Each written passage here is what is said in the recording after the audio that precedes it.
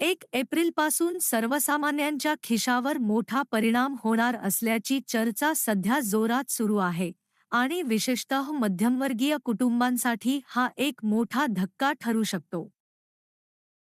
कारण रोजच्या वापरातील अनेक वस्तू आणि सेवांच्या किमतीत वाढ होण्याची शक्यता व्यक्त केली जात आहे.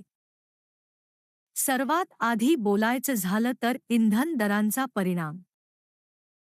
पेट्रोल आणि डिझेलच्या किमतीत झालेल्या बदलांमुळे वाहतूक खर्च वाढतो आणि त्याचा थेट परिणाम बाजारातील वस्तूंवर होतो.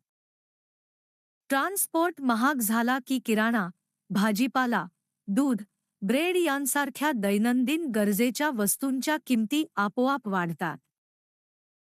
त्यामुळे सामान्य माणसाचा महिन्याचा बजेट बिघडू शकतो. यासोबतच अनेक कंपन्यांनी उत्पादन खर्च वाढल्याचं कारण देत आपल्या उत्पादनांच्या किमती वाढवण्याची तयारी सुरू केली आहे. बिस्किट, पॅकेजड फूड, चहा, कॉफी आणि इतर एफएमसीजी प्रॉडक्ट्समध्ये 5 ते 15% वाढ होऊ शकते, अशी माहिती समोर येत आहे. याचा थेट परिणाम घरगुती खर्चावर होणार आहे. तसेच 1 एप्रिलपासून नवीन आर्थिक वर्ष सुरू होत असल्यामुळे अनेक सरकारी नियमांमध्ये बदल होतात. काही ठिकाणी कररचनेत बदल, तर काही ठिकाणी सेवा शुल्क वाढवले जाऊ शकतात.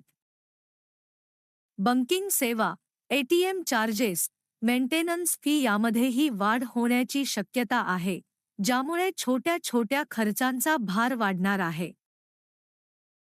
वीज दर आणि गॅस सिलेंडरच्या किमती देखील वाढण्याची शक्यता व्यक्त केली जात आहे. घरगुती वापरासाठी लागणारा गॅस महाग झाला तर स्वयंपाकघराचा खर्च थेट वाढतो. त्याचप्रमाणे वीज बिल वाढल्यास महिन्याच्या बजेटमध्ये मोठा फरक पडतो.